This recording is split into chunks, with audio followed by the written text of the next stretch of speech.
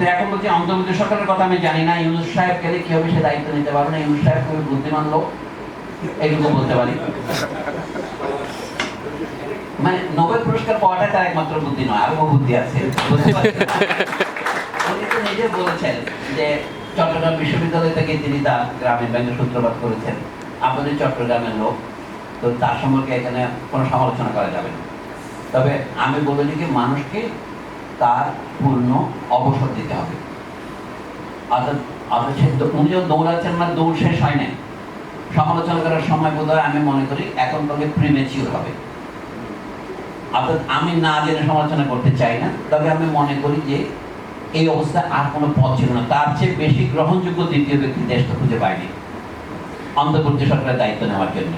তিনি যদি কিছু করে না থাকতে পারেন, সেই দায় সম্পূর্ণ তার একার নয়, আমাদেরও দায় আছে।